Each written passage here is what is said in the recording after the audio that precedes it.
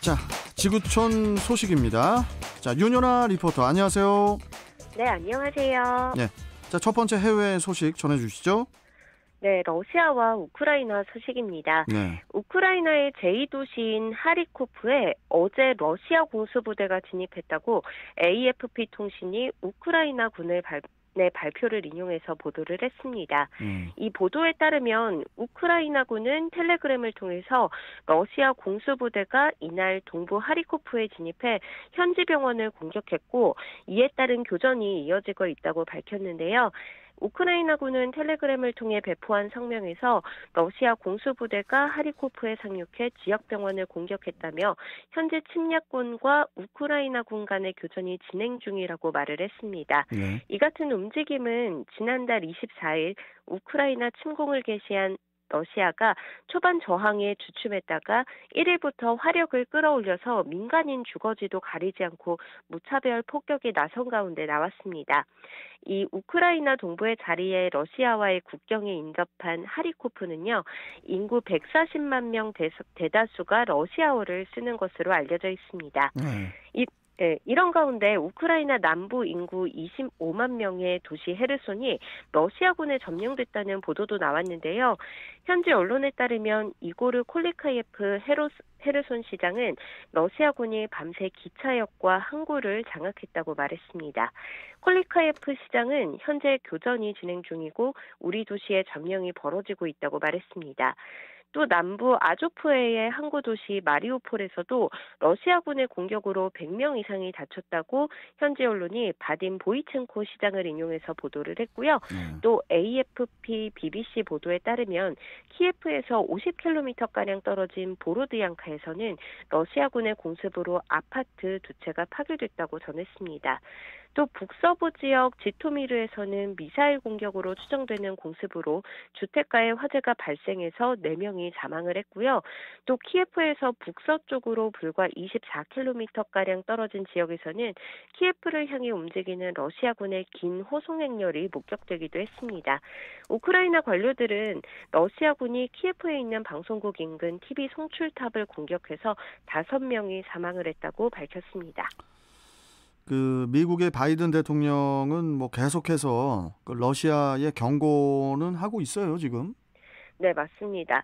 이 바이든 미국 대통령은 취임 후 가진 첫 국정연설에서 푸틴이 전쟁터에서 이익을 얻을지는 모르지만 장기적으로는 큰 대가를 치를 것이라고 경고를 했는데요. 연설 내내 대통령이라는 존칭을 빼고 푸틴이라고만 부른 바이든 대통령은 푸틴이 그 어느 때보다도 고립돼 있다고 말을 했습니다. 우크라이나에는 군사적 또 경제적, 인도적 지원을 계속 제공할 것이라고 했고요. 또 푸틴의 전쟁은 러시아를 더 약하게 할 것이라고 강조를 했습니다. 그나저나 이 민간의 피해까지 커지고 있어가지고 걱정이 상당히 큰데요. 네. 자, 다음 소식도 푸틴 대통령 관련 소식이네요. 네, 이 관광지들 같은 데 가면 밀랍 인형으로 이제 사람을 꾸며놓은 박물관 같은 거 많이 보시죠? 네. 네, 이 프랑스 파리의 유명 밀랍 인형 박물관 그레뱅 뮤지엄에 관련된 소식인데요.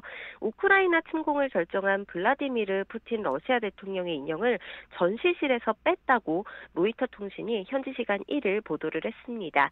이 보도에 따르면 그레뱅 뮤지엄 측은 이날 푸틴 대통령의 인형을 창고로 옮겼고 추후 공지가 있을 때까지 꺼내지 않겠다고 밝혔습니다. 이 밀랍 인형은 2000년에 제작된 것으로 현재 조 바이든 미국 대통령과 또 시진핑 중국 국가주석 인형 사이에 놓여 있었습니다. 그레뱅 뮤지엄 측은 푸틴 대통령이 있던 자리에 볼로디미르 젤렌스키 우크라이나 대통령의 인형을 전시하는 안을 검토 중이라고 합니다. 이브 데론무 관장은 현지 매체 프랑스 블루 라디오에 지금 같은 상황에서 푸틴 대통령과 같은 인물의 인형을 전시하는 건 불가능하다면서 우리 박물관사상 현재 진행 중인 역사적인 사건 때문에 인형을 내리는 일은 처음이라고 말했습니다. 그는 주말인 지난달 26일에서 27일 사이 푸틴 대통령의 인형이 여러 방문객의 공격을 받아서 머리카락 부분이 훼손됐다면서 우리 직원들은 매일 푸틴 대통령의 머리를 고정하고 또 외관을 매만지는 일을 하고 싶지 않다고도 말했습니다. 이어 누가 푸틴 대통령 인형이 있던 자리를 채우냐는 질문에는 젤렌스키 대통령의 인형을 가져다 두는 안을 고려하고 있다고 했는데요.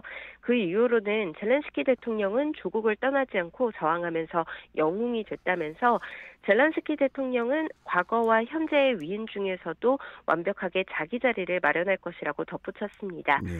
예, 한편 1882년 설립된 이 그레벡 뮤지엄은 유럽에서 가장 오래된 밀랍 인형 박물관 중 하나인데요. 역사적 인물을 비롯해서 총 450여 개의 인형이 전시되어 있는 곳입니다. 네. 젤렌스키 대통령, 어, 조국을 떠나지 않고 저항하는 대통령, 끝까지 저항하는 대통령, 멋지지 않습니까? 예. 네, 맞습니다. 그나저나 이 블라디미르 푸틴 러시아 대통령, 앞으로 그의 이름이 푸틴이 아닌 히틀러를 합친 푸틀러로 영원히 이름이 바뀌게 될지 두고 볼 일입니다. 네, 맞습니다. 자, 마지막 소식 전해주시죠. 네, 미국의 대표적인 의료 건강관리 기업 에보트가 생산하는 유명 아기 분유 시밀락이 최근 잇따라 리콜 대상이 됐습니다. 제가 이 기사를 찾아보다 보니까 이 해외에 사시는 우리 교민들도 이 분유를 많이 먹이고 계셨고요.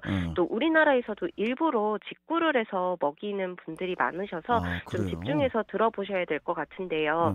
현지 시간 1일 미국 식품의약청 FDA 발표에 따르면 최근 이 시밀락 분유가 매개체로 추정되는 영유아 세균 감염 사례가 잇따라 발생해서 최소 2명이 사망을 했습니다. FDA와 연방질병통제예방센터에 접수된 감염 사례만 5건이라면서 5명의 아기는 모두 입원 치료를 받았지만 이 가운데 2명이 결국 숨졌다고 전했습니다.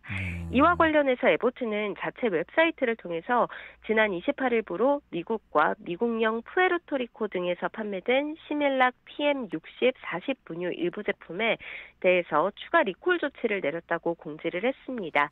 이 분유를 먹고 양성 반응이 나온 크로노박터는요, 이 대장균군에 속하는 장내 세균의 일종인데 성인에게는 별 영향력이 없지만 생후 6개월 미만의 영유아가 감염될 경우에 뇌수막, 장염, 또 폐혈증 등을 유발하거나 사망에 이를 수 있기 때문에 아주 위험합니다.